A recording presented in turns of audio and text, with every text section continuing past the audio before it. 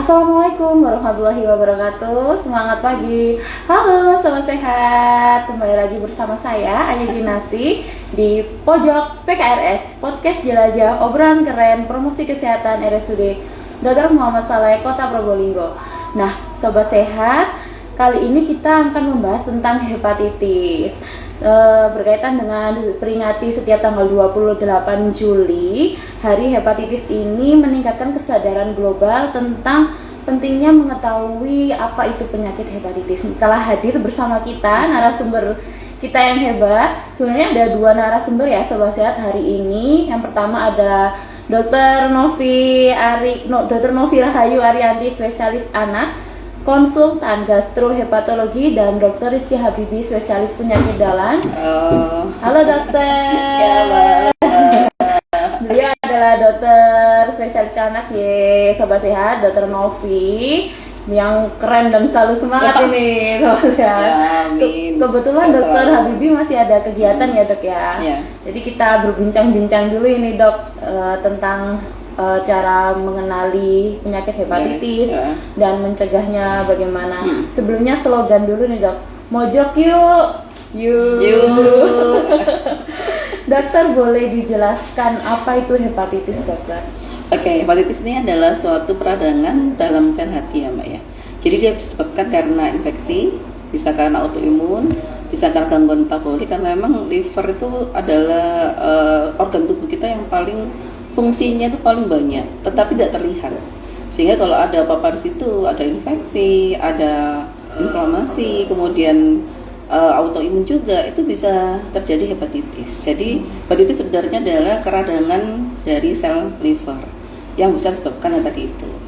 Nah, yang paling banyak ya karena hari hepatitis itu yang kemarin kita gaungkan adalah bagaimana mencegah hepatitis B, maka mungkin hari ini kita fokus pada infeksi hepatitis A, hepatitis B, dan bagaimana cara pencegahannya pada anak dan pada orang dewasa. Nanti mungkin Dr. Habibi menjelaskan pada orang dewasa, sedangkan saya nanti akan fokus pada pencegahan pada anak-anak dan bayi. Gitu. Dokter, untuk di anak-anak nih dok, untuk mengetahui gejala apa sih dok yang muncul pertama kali pada anak-anak untuk hepatitis ini sendiri dok? Dan pemeriksaannya apa saja dok? Ya, jadi hepatitis ini kita jadikan dua ya, hepatitis infeksi ya, hepatitis virus itu ada dua yang paling besar, hepatitis A dan hepatitis B. Hepatitis A ini terjadi secara akut, jadi dia gejalanya panas, kemudian lemah, letih, lesu, kuning ya. Jadi bisa kuning di mata, bisa di seluruh tubuh, tergantung tingkat bilirubinnya, tingkat keparahannya. Kemudian kalau hepatitis B, ini yang dia ada beberapa gejalanya mbak, tergantung tahapan penularannya pada anak itu. Jadi pertama bisa tidak bergejala.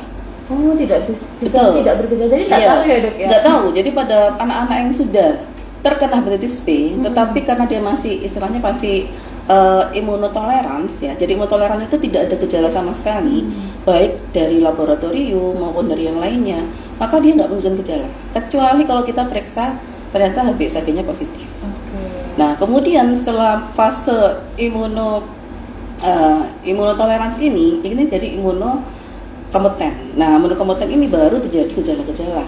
Keluar tuh gejalanya, lemah, letih, lesu, mual, muntah, ya, nyeri perut, terutama nyeri perut bagian atas, kanan atas ya. Kemudian ada kuning juga kalau dia memang sudah sampai terjadi pembuntuan di bilirubinnya. Jadi tergantung dari fase di mana dia sekarang berada di infeksi hepatitis B-nya itu. Nah, jadi itu yang harus kita evaluasi. Karena kenapa? Karena kalau dia tidak ada gejala, ini ibu-ibu jangan, ini istilahnya jangan oh nggak apa-apa ibu, terutama ibu-ibu yang hepatitis B-nya positif ya. Jadi makanya kenapa kok tiba-tiba pada saat usia dewasa muda, usia 20, usia 25 tahun, ternyata tiba-tiba terjadi gejala yang langsung full blown, langsung kuning, perutnya membesar, asites, muntah darah, BAB darah, bilangnya kena santet. Ya. Padahal itu bukan. Oh dulu nggak apa-apa kok dok, ini mulai kecil sampai sekarang nggak ada ini. Anak saya kok tiba-tiba usia 20 tahun, 25 tahun kuning, muntah darah, perutnya besar gitu ya. Tapi memang itu ternyata hepatitis B setelah diperiksa. Nah, jadi ini yang harus kita waspadai. Infeksi baru pada anak dengan BSAG positif, ya BSAG positif ibu ke anak itu sekitar hampir 8.000 per tahunnya. Banyak, 8.000 sampai 20.000. Makanya ini bukan salah satu program dari Kemenkes juga ya. Bagaimana caranya mencegah, jadi namanya MTCT Mbak, Mother to Child Transmission. Bagaimana kita bisa melakukan MTCT ini secara baik, seperti itu. Iya.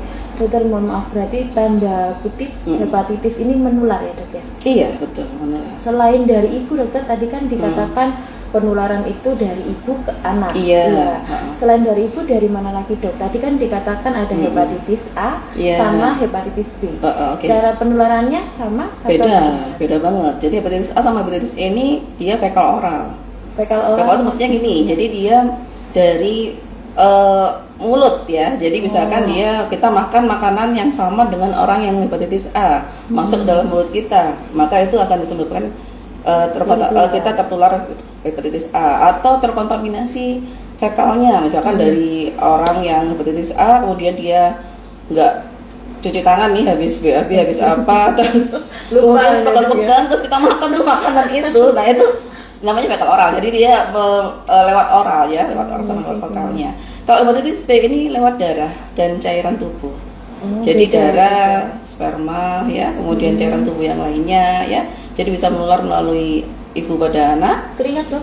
Keringat enggak? Enggak ya. Keringat sama air liur sangat sedikit sekali hepatitis B ini. Ya, jadi yang itu yang paling sering jarum suntik ya, jarum suntik yang tidak tangani dengan baik ya, misalkan habis injeksi ini terus injeksi yang lain kayak gitu, atau kemudian kita pada nakes terutama ya, habis injeksi ternyata cara penanganannya tidak bagus, tertusuk, nah itu juga bisa seperti itu.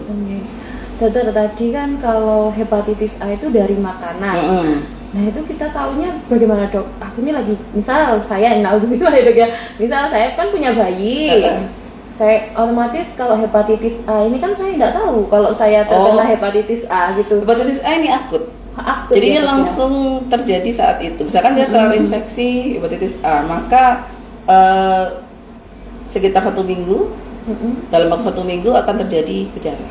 Gejalanya tidak ada yang kronis. Gejalanya tadi itu panas demam, kuning, lemah, letih, lesu. Bahkan ada yang sempat yang dia sampai parah, sampai terjadi suatu kegagalan dari fungsi liver, bisa mengalami penurunan kesadaran, bilirubinnya sampai naik, nah kronik terus sampai seperti itu. Jadi hepatitis A ini juga sesuatu penyakit yang jangan dianggap remeh, karena kalau itu terjadi biasanya full blown. Maksudnya itu langsung seperti misalkan nih kemarin satu kasusnya di Jember ya. Jadi satu universitas ya kalau nggak salah, itu satu kampus itu hampir sebagian besar itu terkena. Nah jadi langsung karena cepat dia jadi termasuk outbreak ya. Jadi langsung cepat karena dia lewat makanan itu. Jadi sangat bahaya ya misalnya ibu-ibu ini. Soalnya kan beliau juga menyiapkan makanan buat keluarga. Jadi kalau nggak bersih banget, khawatir juga ke anak-anaknya ya dok ya. Hepatitis A ini tapi ada kabar beritanya yang baik juga mbak. Kabar berita yang baik, bukan nggak baik juga ya, tapi orang Jawa itu kan gitu kan, ada baiknya. Masih vitamin gitu ya. Hepatitis A ini kalau kita bagus ya, kondisi daya tahan tubuh kita bagus, vitamin bagus, maksudnya nutrisi apapun kita semua bagus masuk, kita akan cepat sembuh. Dan itu sembuhnya istilahnya nggak ada yang kronis, sembuh sempurna gitu ya.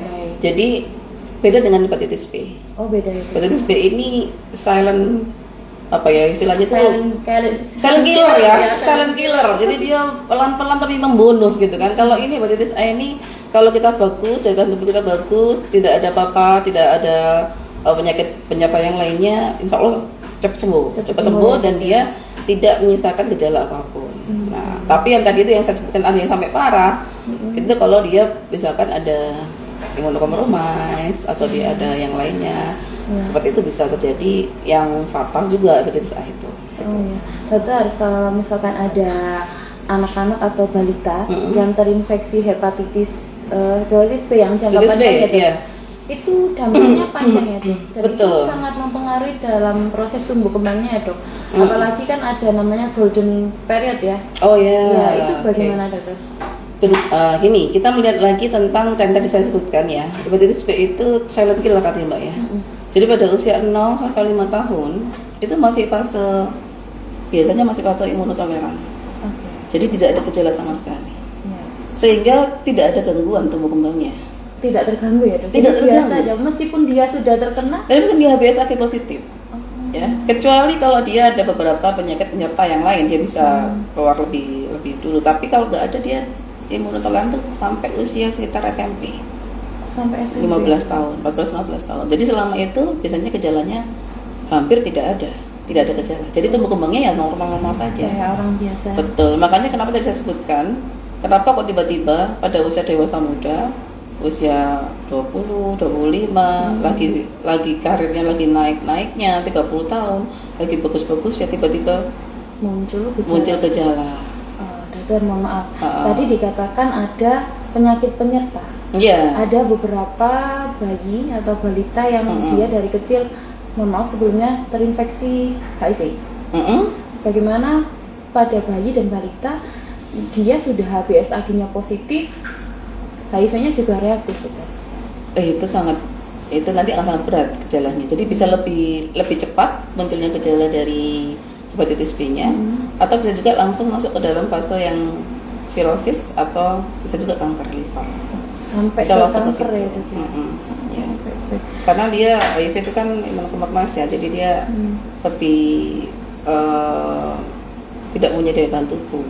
Jadi hepatitis B ini lebih cepat timbul gejalanya. Lebih cepat timbul gejala. Iya, betul. Dokter, saya selingi pertanyaan di sosmed ya, dok iya, ya. silakan, Mbak. Ini ada yang bertanya, sebentar saya scroll dulu dari atas, dok. Banyak banget ya. Siapa yang cepat ini, dok? Sebentar. Sebentar ya, dok. Maaf. Dari ini, dok, Mbak Maria. Dari Mbak Maria yang bertanya, dok, izin bertanya dokter Novi, jika ibu punya riwayat hepatitis, kemudian beliau hamil, apakah nanti akan ketika lahir beresiko tertular hepatitis? Oh, ini sama boleh menyusui. Oh, jadi ada ibu hamil, bagus banget ya. terus punya bayinya otomatis tertular apa tidak, dok? Boleh minum Saya tak minum dok? dulu sebelum menjawab pertanyaannya. Silakan, dokter. Banyak sekali pertanyaan yang jelaskan ini. Iya. Sama nanti boleh menyusui atau tidak, dok? Karena kan ini penting juga ya, dok ya. Jadi tadi saya bilang MTCT, Mother to Child Transmission, itu ada beberapa yang harus dilakukan. Karena penularan pada ibu ke anak itu ada ada 3 fase ya. Yang pertama pada saat hamil. Jadi pada saat dia dalam kehamilan, dia bisa melewati transplasenta ya. Kemudian yang kedua perinatal pada saat kehamilan, pada saat persalinan dan postnatal. Nah, yang terbaru ini, jadi MTCT itu yang terbaru adalah pada saat ibu hamil. Karena kan sekarang sudah diperiksa ya, ada screening ibu hamil yang dilakukan oleh Dinas Kesehatan, dan itu hampir sudah mencapai sekitar hampir 90 sekian persen screening kita, dan itu sangat bagus. Dan dari sekian yang di screening ternyata 8,9 sekian persen itu positif. Itu termasuk angka yang banyak, Nah, saat ini maka kalau dulu pasien ibu hamil HBsAg positif, untuk mencegah penularan kita harus SC gitu kan. Sekarang tidak. Sekarang tidak SC. Nggak harus SC ya? Nggak harus SC. Jadi sekarang ini yang dilakukan adalah HBsAg positif itu menerima namanya tenofovir. Tenofovir ini apa, dok? Obat antivirus. Oh ya. Yang diberikan pada masa kehamilan 28 minggu. Itu dari Dinas Kesehatan. Dari Dinas Nanti, Kesehatan. ya. Jadi nanti seperti ini, Mbak. Kalau yang bagus sebenarnya, jadi dari HBsAg positif itu harus kita periksa dulu. Yang pertama kita periksa berapa jumlah virus yang ada di dalam darahnya. Itu melalui PCR. Jadi nanti dilihat HBV DNA, namanya ya HBV DNA berapa. Misalkan dia di atas 200.000, langsung dapat tenofovir. Kalau misalkan nggak ada pemeriksaan PCR, karena PCR ya, karena agak susah. PCR itu kalau di tempat-tempat seperti kita mungkin masih belum ada. Itu dilakukan HBeAg. Kalau HBeAg positif diberikan terapi. Misalkan tidak bisa dilakukan HBeAg, tidak bisa dilakukan PCR, maka tetap kita harus lakukan dengan persetujuan dari ibunya. Bahwa tenofovir ini diberikan mulai usia 28 minggu kehamilan sampai sekitar anaknya berumur 1 bulan. Jadi minum obat itu terus selama selama kehamilan. Selama hamil ya dok ya. Ya, itu pada saat hamil. Kemudian pada saat setelah hamil, yang tadi disebutkan bisa menyusui nggak dok? Boleh. Bukan kontraindikasi. Jadi hepatitis B akut itu bukan kontraindikasi untuk menyusui. Boleh menyusui, asalkan yang pertama tadi ibunya sudah mendapatkan terapi profilaksis. Ya. Yang kedua, bayinya juga mendapatkan injeksi hepatitis B 0 sebelum 24 jam. Iya. Dan HBIK. HBIK itu adalah imunoglobulin hepatitis B. Oh. Yang diberikan sebaiknya sebelum 12 jam. Sebelum 12 jam. Nah, ini sudah di HBIK atau imunoglobulin hepatitis B ini juga sudah dikoordinasi oleh Dinas Kesehatan, sudah disiapkan. Jadi setiap ibu yang HBsAg positif, dia sudah punya simpanan tuh. Sudah punya simpanan injeksi untuk anaknya. Jadi nanti kalau anaknya, karena dia mahalnya harganya ya, HBIK itu kalau kita beli sendiri itu sekitar 2,5 juta. Nah, terus kemudian jadi kita berikan aja itu ya langsung kalau bisa. Jadi 1 jam kemudian langsung dikasihkan, jangan sampai nunggu lama. Nah, karena dia sudah dipegang oleh bidan masing-masing, kita biasanya kerjasama dengan bidan itu. Kalau mau dok ini HBsAg positif, ya biasa disiapkan ininya gitu ya. Disiapkan untuk injeksinya. Jadi sudah disiapkan di setiap wilayah yang dimana ibu HBsAg itu berada, seperti itu. Gitu.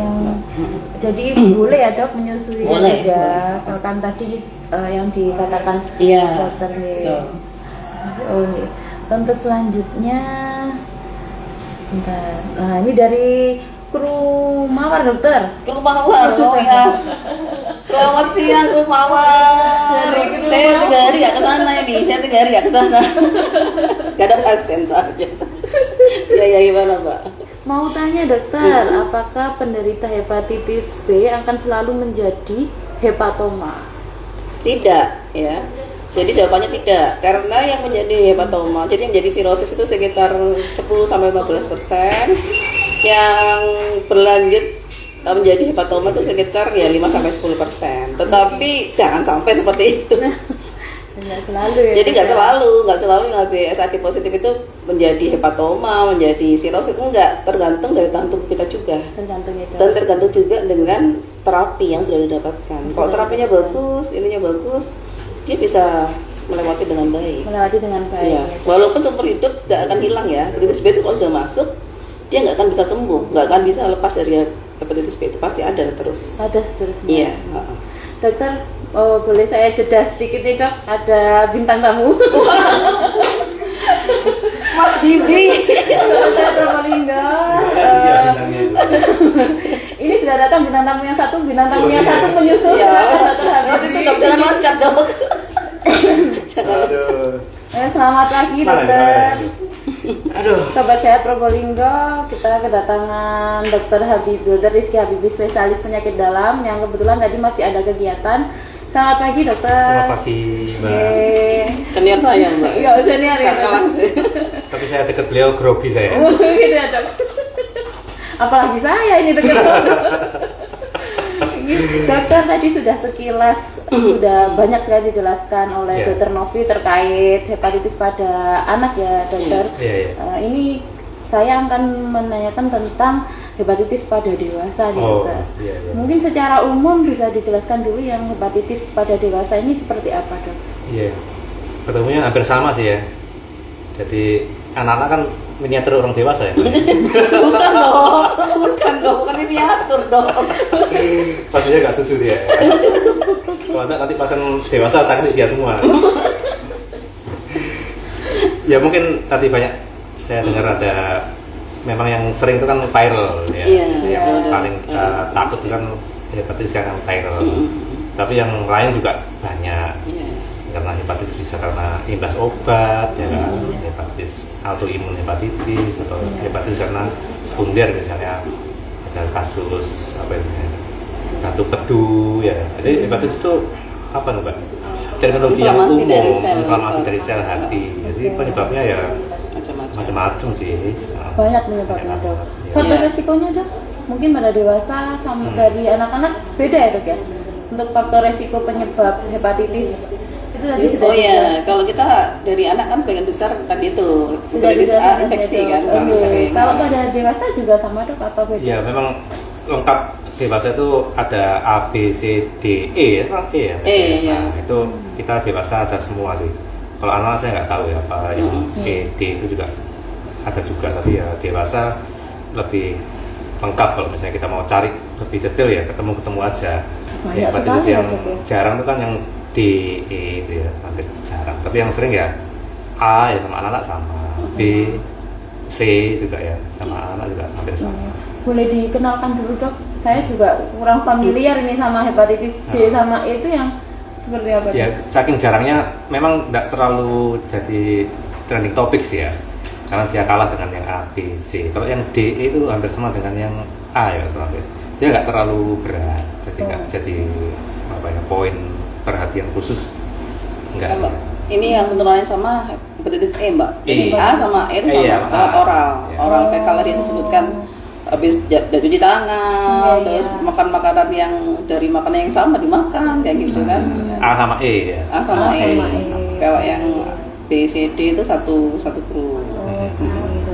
Dokter, untuk gejalanya, untuk gejala penyakit hepatitis ini pada dewasa itu bagaimana dok? Dan untuk pemeriksaannya apakah sama dengan pasien anak dokter? Iya, ya saya bicara sekilas ya, memang mungkin hampir sama, tapi rata-rata biasanya nyeri perut. Kemudian yang tampak yang jadi awareness itu perhatian tuh ada perubahan dari pola urin warna kencing, jadi agak sedikit gelap. Kemudian kalau di pada mata itu juga kuning.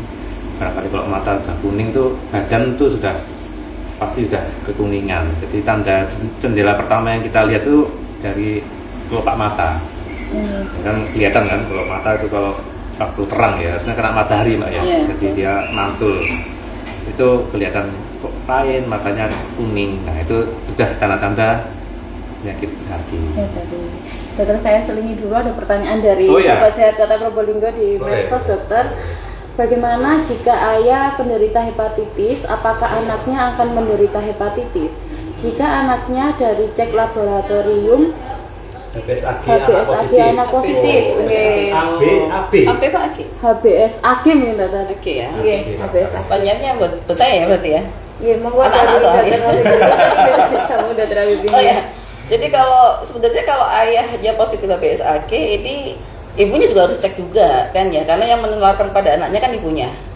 Kalau ibunya HBsAg positif ya tadi itu saya sebutkan, kalau HBsAg positif dicek lagi HBV-DNA, HBeAg dan selainnya itu kalau pada waktu hamil diberikan tenofovir untuk mencegah terjadinya penularan. Ternyata tapi kok nggak dilakukan, ternyata anaknya HBsAg positif. Nah tadi saya sebutkan tadi saya sebutkan bahwa ada fase imunotoleran, ada fase imunokompeten ya.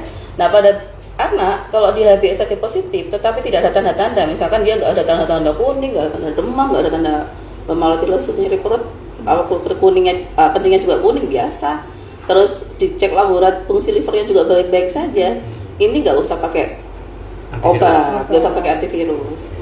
Jadi pada anak tadi HBsAg positif tadi mungkin perlu dilakukan pemeriksaan lagi yang lainnya, yaitu fungsi liver.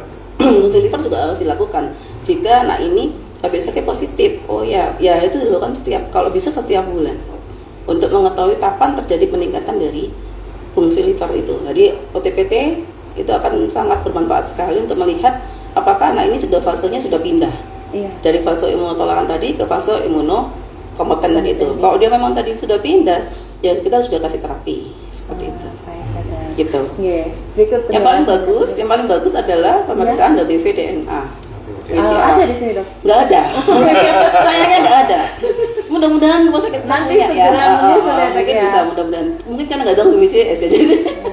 Mohon maaf ya. Jadi nanti bisa dilakukan seperti tadi itu. Kalau mau dilengkapi lebih bagus lagi. Jadi fungsi liver, HBV-DNA, HBeAg itu sangat membantu sekali untuk kita dalam memberikan nanti selanjutnya diberikan terapi apa kayak gitu. Dokter ngomong tadi ternyata HBsAg-nya antibody. Iya sama. Tadi kalau sudah antibody positif berarti dilakukan pemeriksaan tadi itu. SGOT, SGPT dilakukan pemeriksaan lagi. Jadi kalau dia misalkan ada kenaikan tuh 1,5 kali dari harga normal, ya kita harus melakukan pemberian terapi antivirus. Ini ada pertanyaan lagi dari @aderian87. Mungkin ini ke Dokter Habibie ya. Dokter Novi ya. Kesini dong. Dokter, Dia kan anak kan dok.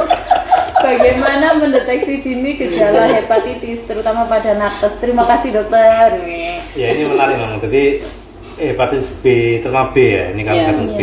Itu faktor risikonya memang salah satunya adalah nakes. Iya, kan? Salah satunya itu nakes. Yang paling berisiko ya dok. Paling berisiko orang dia kontak dengan cairan tubuh sama darah ya kan. Jadi salah satu upaya untuk mencegah penularan itu kan memang rumah sakit itu juga harus menyediakan SOP atau prosedur atau alat yang benar-benar aman untuk nakesnya, sampai tertusuk bekas jarum atau ada lesi atau luka, kita juga terkena lukanya itu, darahnya itu kan ya. Untuk deteksi memang itu lebih baik early, lebih awal lebih baik.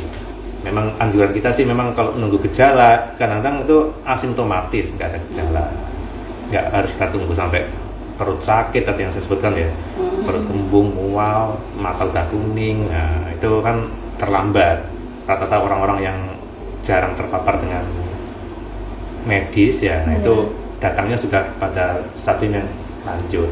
Ternyata hepatitis positif, sudah ada komplikasi liver, macam-macam kan berat kan, pada nakes. Nah ini mungkin Vaskes itu menyediakan suatu pemeriksaan MCU mungkin ya, medical check up, terutama yang pada tempat-tempat yang berisiko, misalnya di kebidanan atau di ruang operasi ya kan, hemodialisis, kemudian apalagi itu perawat yang kerja di tempat yang berisiko terkena darah atau cairan dari pasien. Kalau orang luar boleh MCU di RSUD Dr. Muhammad Shalih dokter? Oh sangat boleh, bisa. Nanti kemana nih menghubunginya dok? Boleh langsung ke Dokter Habibie atau Dokter Novi? Ya. Bisa.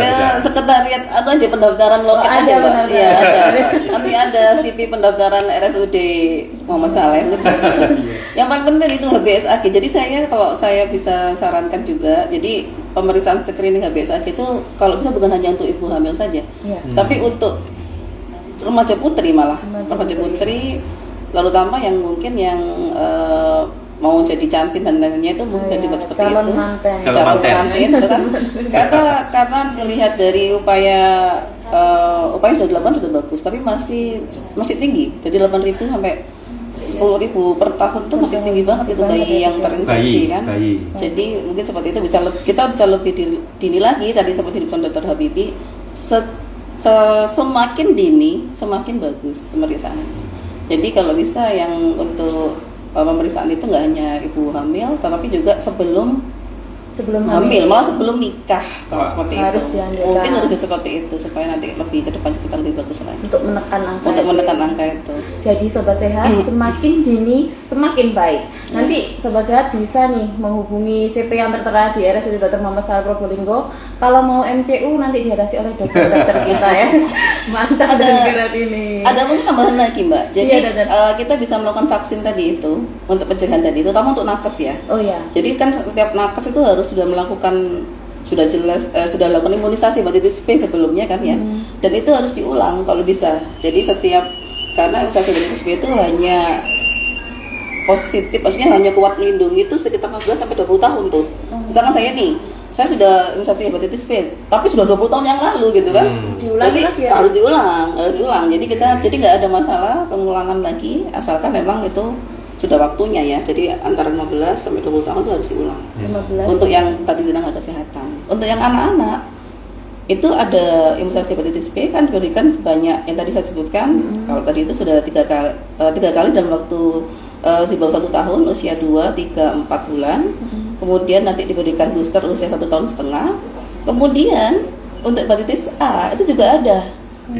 Jadi, tapi ini yang masih belum diketahui, maksudnya belum masuk ke dalam program pemerintah, karena mungkin hepatitis A ini dianggap sebagai nggak apa-apa kan kok waras-waras dewe pun biasa, gitu kan. Tadi saya bilang kalau dia daya tahan tubuhnya bagus tuh, nggak ada penyakit menyerta, resikonya bagus, dia akan sembuh sendiri hepatitis A itu kan.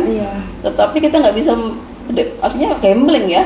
Iya lek bagus, lek enggak. Iya, betul. Gitu. Jadi mungkin lebih baik vaksinasi hepatitis A ini juga diberikan pada anak-anak kita di saat usia 1 tahun. 1 tahun. 1 tahun ke atas diberikan dan bisa di booster lagi 6 sampai 8 bulan setelah pemberian yang pertama. Seperti itu. Jadi harus diulang, diisi tangki cintanya yang kosong ya. Lagi cinta ya betul. Terus kenapa tuh anak pertama kan ya? Iya, anak pertamanya nanti harus dilengkapi semua tuh, hepatitis A semua.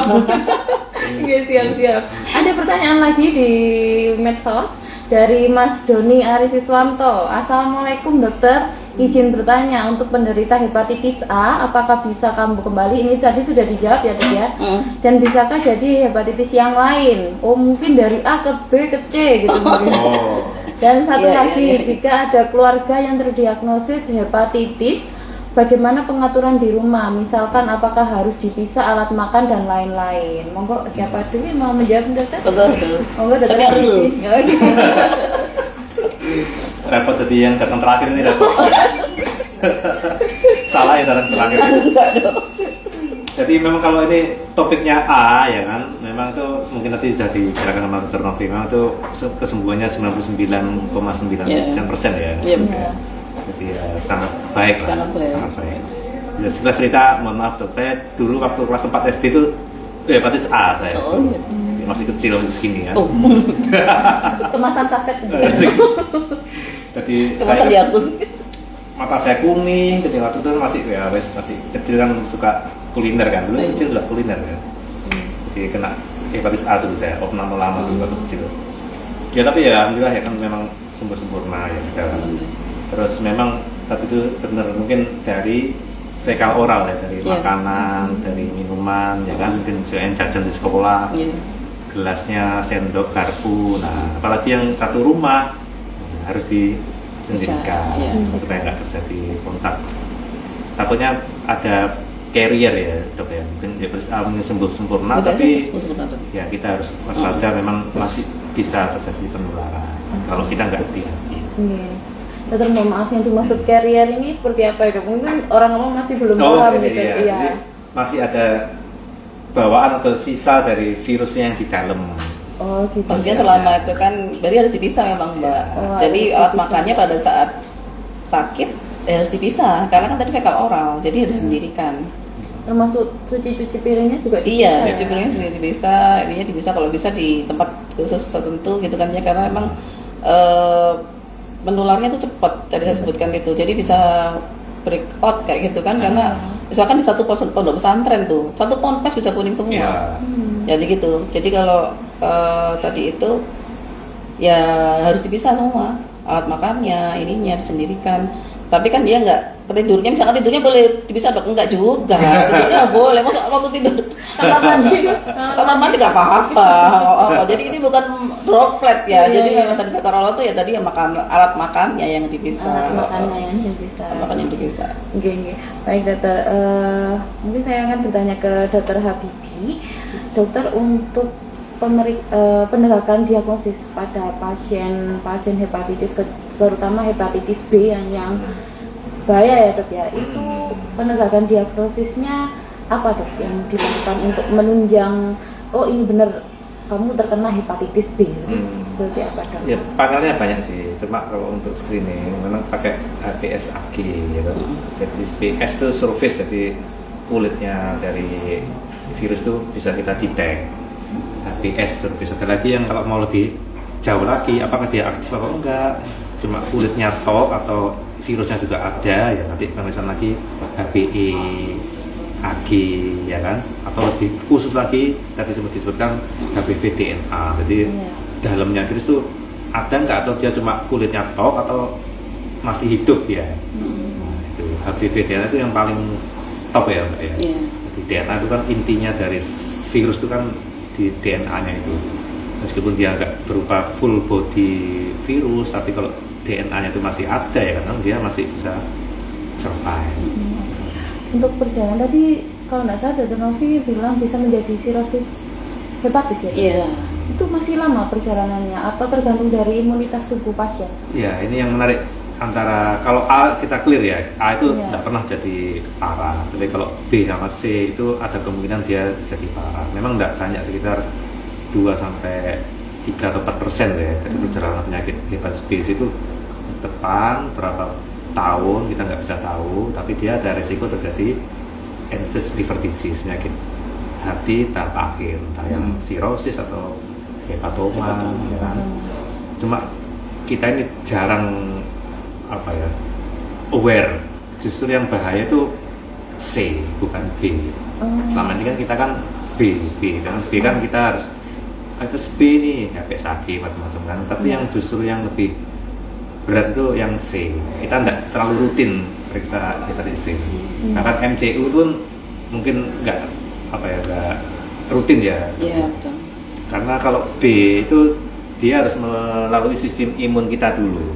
Virus hepatitis B itu kalau imun kita kuat, nah tidak setelah merta dia langsung mempengaruhi fungsi hati, langsung jadi hepatitis, langsung sirosis, tidak. Butuh waktu panjang dia. Karena dia melalui sistem imun kita yang berlapis-lapis kan.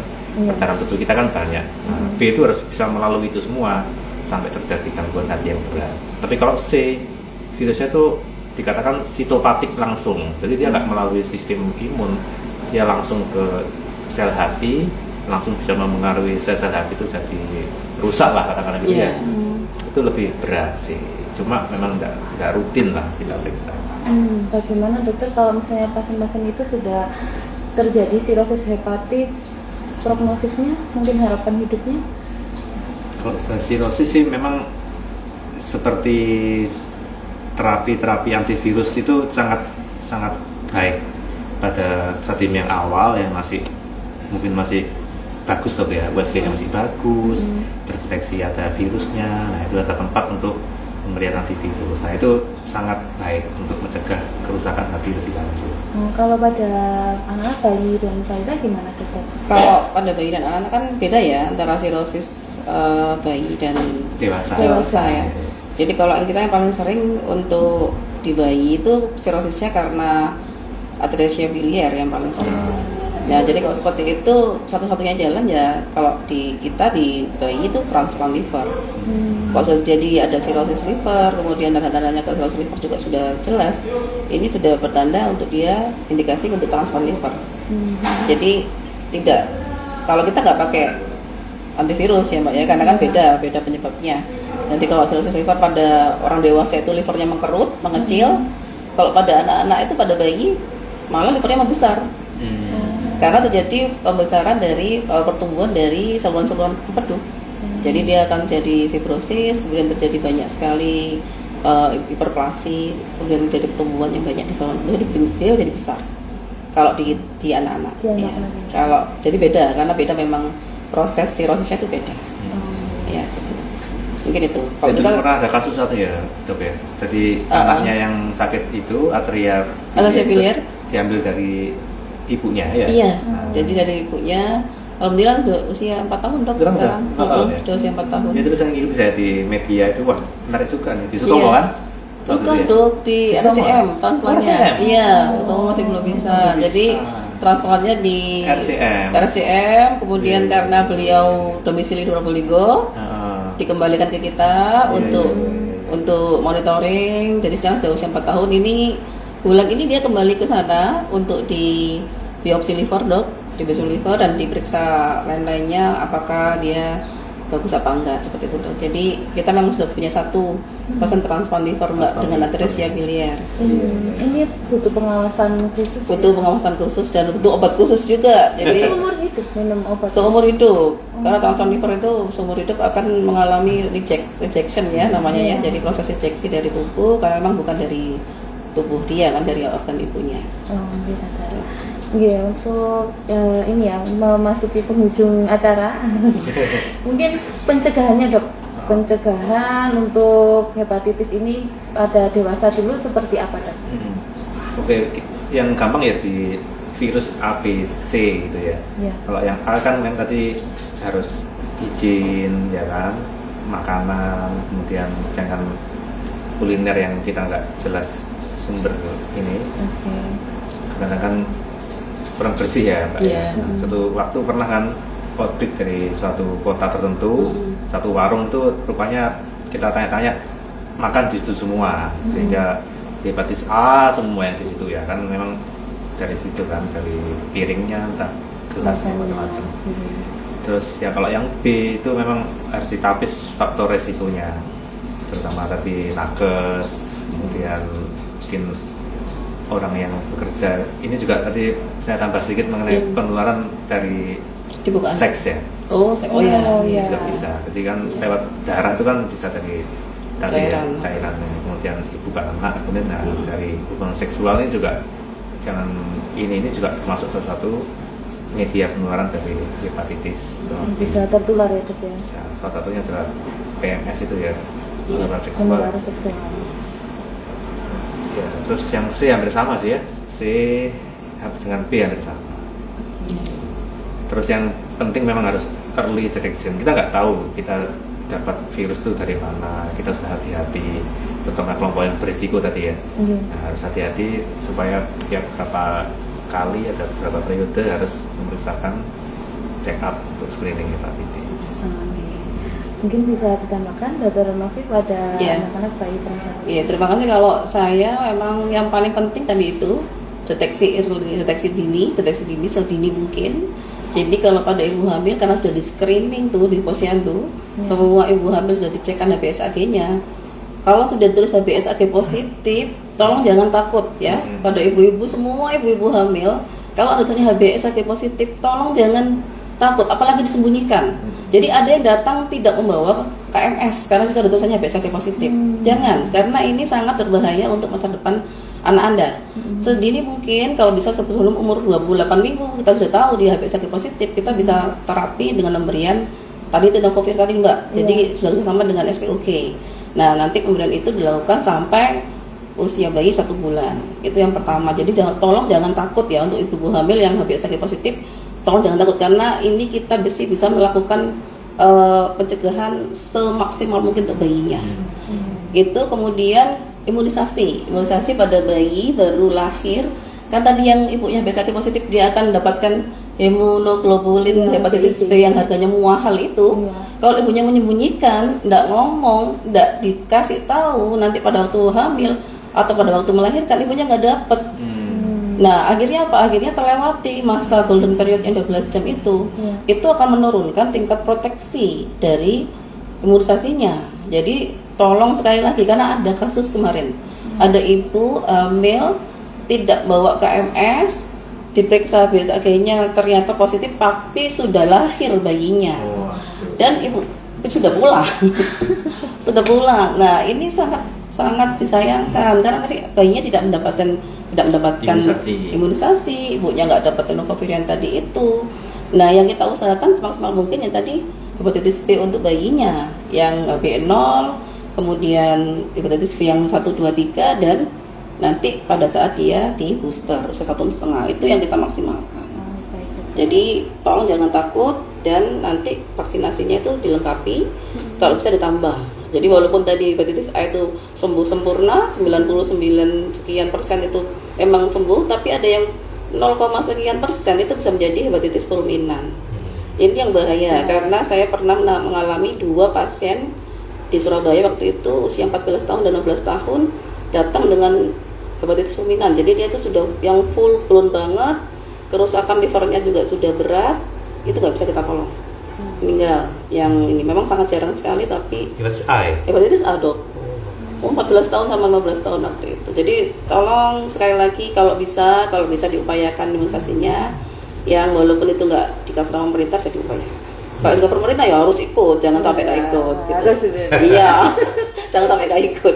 Udah, itu dari saya. Baik. Mungkin tambah sedikit, mungkin kita masalkan ini ya, ada podcast ini kan bagus tujuannya kan, supaya tidak terjadi, mungkin dok ya, mungkin saya salah, tapi stigma itu melekat agak susah hilangnya. Kalau hepatitis B, oh kamu hamil hepatitis B ya, itu udah takut. Iya. Betul dokter gitu. Ya? Iya, jadi makanya kalau misalkan seperti itu yang kita jaga supaya ibu-ibu itu nggak merasa stigma yang jelek gitu. Jadi kenapa? Karena kita bisa masih melakukan banyak hal semaksimal mungkin untuk bayinya supaya nggak nular ke bayinya. Ada yang sampai gini, nggak apa-apa wis dok, apa-apa terserah yang di atas. Oh iya betul, ya memang semua itu saya di atas, tapi kan kita harus maksimal mungkin tahu. Jadi ada beberapa yang disembunyikan tadi dok, sudah besoknya positif, disembunyikan. Jadi dia nggak bawa KMS, nggak bawa apa, ternyata pada waktu dicek positif bayinya sudah lahir kayak gitu. Itu dia nggak dapat hepatitis, nggak dapat hepatitis B monoglobulin dok, yang mahal tadi itu. Padahal dapat ya dari Harusnya dapat. ya. Terus kemudian ibunya juga nggak dapat yang untuk tenofovir tadi itu. Iya. Itu jadi sangat disayangkan sekali. Jangan takut, jangan khawatir. Ini adalah suatu masalah yang kita hadapi bersama. Iya. Ibu nggak sendirian ya, ibu-ibu hamil yang bisa itu nggak sendirian. Iya. Nanti ada saya, ada dokter Habibi, Iya. ada dokter SPOK yang menemani, dan itu kita nggak biarkan sendirilah menghadapi hepatitis B ini gitu. Jadi anaknya nih kontrol dokter Novi. Ada perawat semua. Ya. Di sini perawat mawar juga. Lengkap ya. Nanti anaknya ke dokter Novi, ibunya kontrol ke saya. Oh iya betul. Jelas dokter. Betul dok gitu. Ya, maksudnya biar ditoto kan Mbak. Oke, iya. Jadi jangan takut gitu karena ada obatnya. Iya. Iya. Oke, baik. Mungkin ada tips dokter, tips sehat atau pesan khusus nih untuk sobat sehat Kota Probolinggo yang sudah menyimak dari tadi nih dok. Iya, ya. Jadi lebih baik sih kalau misalnya bisa medical check up ya, barangkali itu aja. Karena ini kadang-kadang asimptomatik, nggak ada gejala, itu yang sulit kan ya. Kalau penyakit yang mungkin respiratori ya lewat nafas itu kan nggak usah ke rumah sakit, orang udah terasa nafas berat itu kan pasti datang periksa. Tapi ini kadang-kadang perut cuma mual-mual, makan enak sedikit, ini lambung ini mah gitu kan. Iya, biasanya Itu kan tiba-tiba memang terjadi, oh ini yang lain nggak hanya mah nih, tapi ternyata tadi hepatitis gitu kan. Iya. Itu kan lain kan. Saya rasa sih itu sih ya supaya tadi nyambung, karena early detection itu penting, apalagi anak-anak ibunya nggak tahu kalau hepatitis, anaknya kan kasihan nanti. Iya. Umur sekian tahun ternyata ada hepatitis B. Hepatitis B-nya. Dari dokter Novi, tipsnya dok? Tipsnya tadi ya BHBS sudah dijelaskan sama dokter Habibi ya. BHBS itu perilaku hidup bersih dan sehat. Ada 10 tuh makan bergizi, cuci tangan, jaga lingkungannya bersih. Kemudian istirahat yang cukup, olahraga, itu termasuk BHBS. Itu juga untuk kesehatan fungsi liver kita. Iya. Jadi kalau kesehatan fungsi liver itu memang tidak langsung kelihatan seperti jantung ya, dia memompah gitu kan. Seperti ginjal dia menyaring. Liver itu kerjanya diam. Kerjanya diam, tapi dia sangat memegang peran kendali di situ. Maka kalau kita mau menjaga kesehatan liver, kita memang tidak harus kok liver tuh kok nggak enak, nggak ada seperti itu ya. Kalau jantung kelihatan terasa ya, ginjal terasa, kencingnya kok berkurang, waduh kayak nggak enak gitu. Tapi kalau liver tuh nggak kelihatan. Yang kelihatan bukan sakit liver dong, sakit Iya, hati. sakit hati ya. Sakitnya tuh di sini. Nah itu rasa di dalam. Jadi PHBS itu untuk upaya memang kesehatan keseluruhan, terutama tadi yang saya sebutkan itu kesehatan liver tadi itu. Baik. Terima kasih dokter atas penjelasannya. Jadi sobat sehat Kota Probolinggo, deteksi dini lebih baik dan sangat penting. Jangan takut dengan stigma-stigma yang ada di masyarakat. Anda tidak sendirian. Ada 2 dokter spesialis kita yang keren sama perawat bidan RSUD Dr. Selamat Saleh Kota Probolinggo yang siap melayani Anda dengan sepenuh hati. Baik, terima kasih pada Dr. Rizky Habibi, spesialis penyakit dalam, dan Dr. Novi Rahayu, spesialis anak konsultan, sudah menemani podcast selama dari tadi ya dok.